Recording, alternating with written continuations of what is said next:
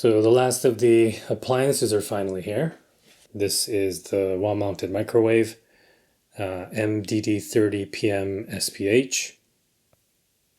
And then here is the wall oven. This is the M series, SO30PM SPH.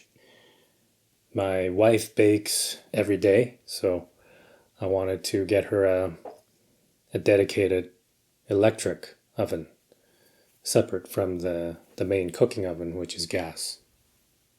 So sometime before making the pot rack, I made preparations for all of this, where the end goal was to move the 40 amp to the back of the alcove. So I made a cutout on the ceiling, drilled some 1-inch holes through the framing, and then unstapled all the excess from the front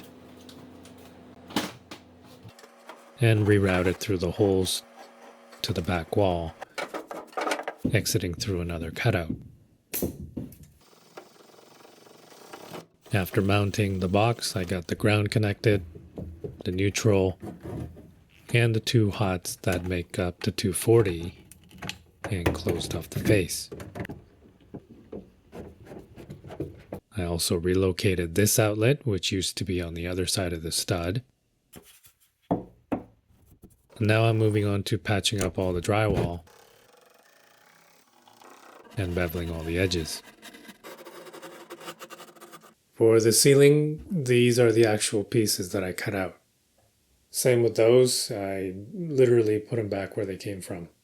Episode 9 has some more stuff on drywalling if you want to know more. Otherwise, I mixed up some concrete fill and pre-filled the gaps. Taped all the joints. Applied 3 layers of all-purpose light. And covered it with 2 coats of primer. Okay, so there's the alcove, all prepped and ready. So now, at the very top, there's going to be a cabinet. Below that is the oven, microwave, and then a drawer unit.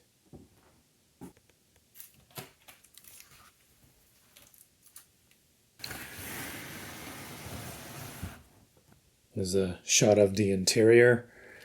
This one is blue for whatever reason. The main gas one you saw was black.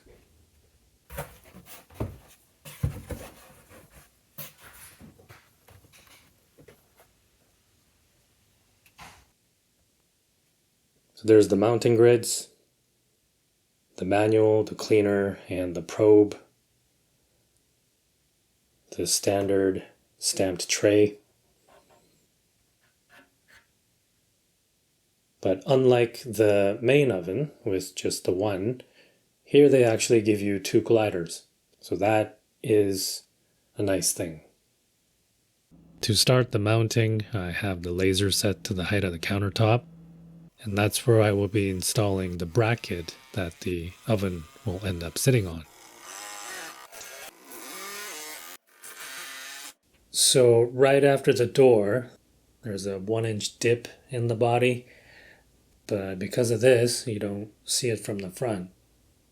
So because of that gap, to prevent any side-to-side shifting, I'm fastening a 1-inch spacer at the bottom and the top as well. These ones you'll see in a bit, they actually become a mounting point for the side of the oven. Alright, so that's on there. Obviously not all the way in, as I need to hardwire this to the outlet. But before that, I'm actually gonna move this outlet down to here. As for the original outlet, I'm gonna turn that into a junction box by removing the receptacle, joining the wires together, and putting a cover over it. And then for the new opening, I installed a renovation box because I didn't want to do any more drywalling, and installed an AFCI-GFCI combination receptacle as is recommended for a microwave. Back to Windsor plywood. So for these wall cabinets, they don't need to be marine grade. That way I can save about $170 per sheet. I'm going to continue the mahogany theme, but no need to be concerned about water on these cabinets. So I opted for a rotary cut mahogany veneer, which was significantly cheaper and less than half of the marine grade. Anyways, same as before, broke them down to the correct size, ripped the poplar edges to 1 inch in thickness, and glued them on.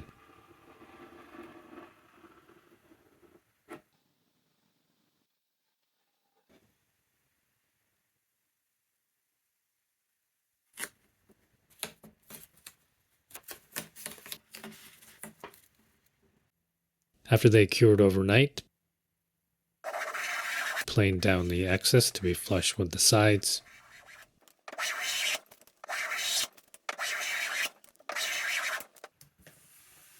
And then moved on to applying the water-based polyurethane, first coating clear gloss with the round of sanding in between using a 400 grit, and then 2 more layers. The second one also in clear gloss, and the third in satin. And after that, I flushed the ends. The pieces being far too big for the shooting board, I had to make do with the vise. I've got the side pieces propped up so they're all leveled. And now I'm just going to transfer the stud location right along here and there so I can make the drillings.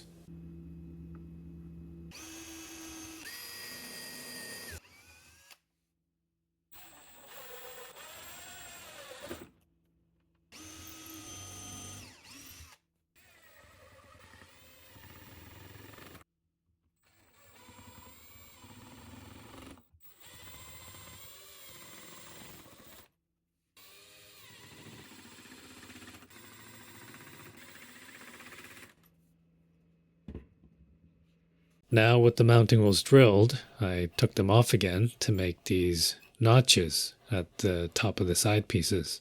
I'm going to be placing a 1 inch square tubing into it. This will be directly under the center of gravity for the microwave. And I'm doing this to eliminate any chance of there ever being a sag.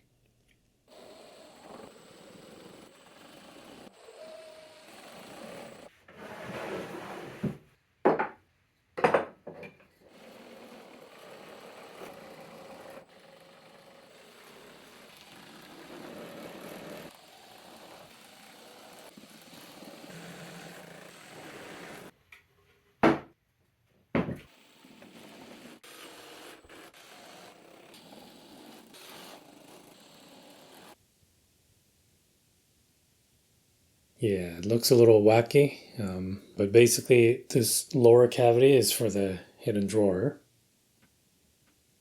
which is going to be a lot longer compared to the upper cavity for the main drawer, which is already quite deep at 24 inches. So now I need to do one more thing before I mount this, and that is to make a door on the back.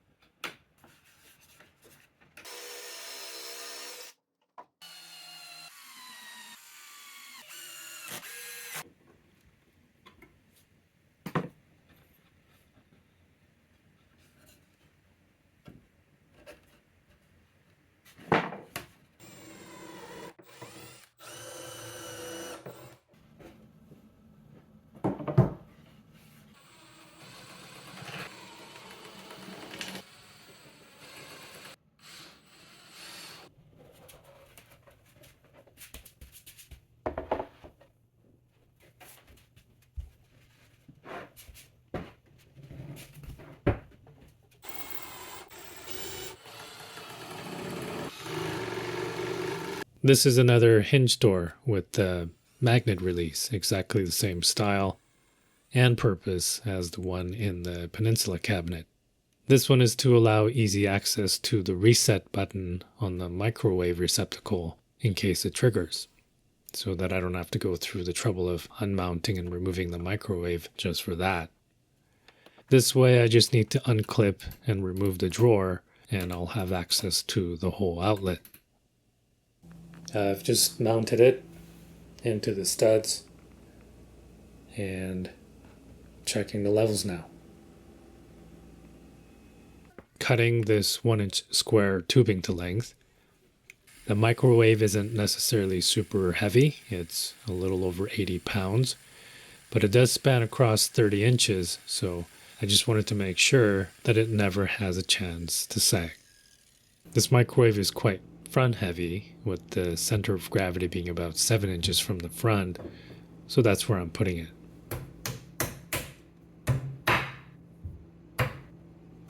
And with the top on, a quick check with the laser.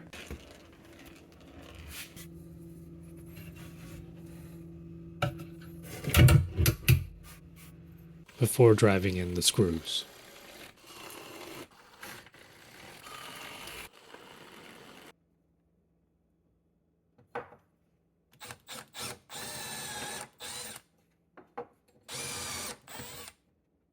These blocks are the mounting points for the microwave to permanently fix them to the spot, so the whole thing doesn't shift around whenever you open or close the door.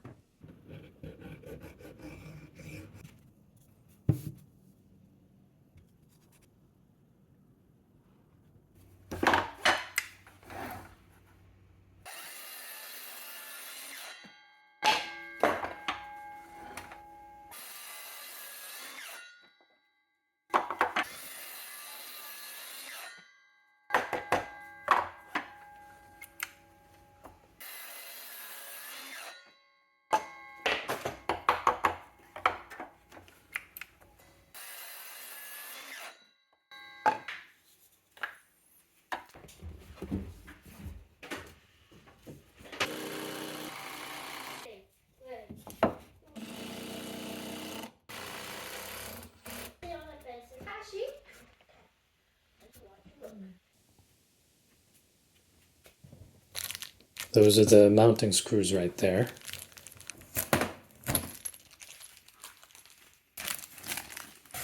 Manual and turntable.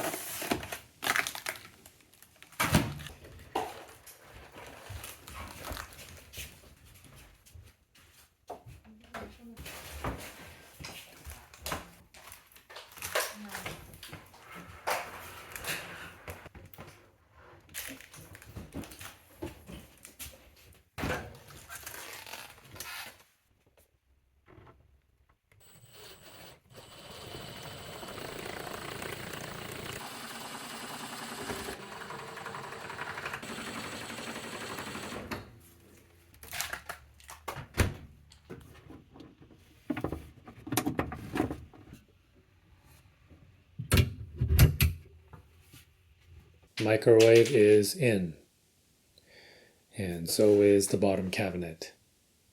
So after I push this in, it's gonna get fastened to the plywood there from the inside.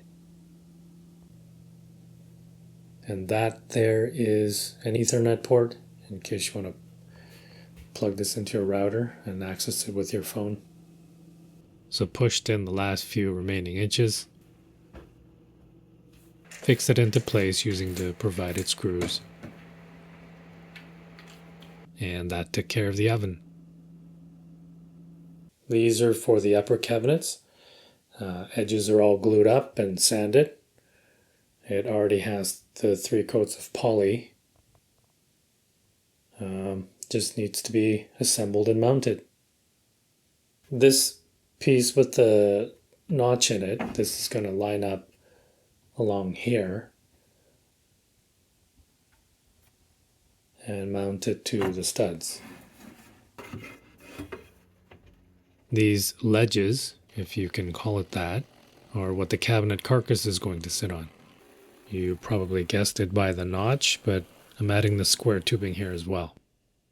I don't really know what we're keeping in here yet, but it's 30 inches wide and 29 inches deep, so it has the potential to store quite a bit of weight.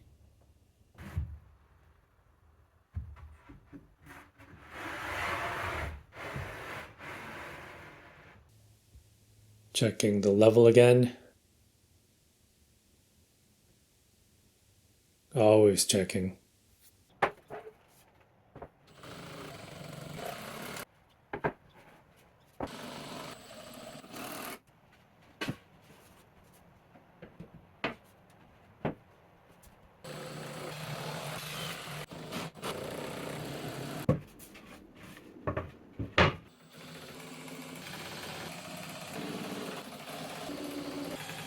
This cabinet hangs far too high and is far too deep to be used conveniently by most people, especially my wife at barely 5'2". Eventually, I'll have to come up with some type of a pull-out organizer for it to be useful, but for now, I just want to get the cabinet installed.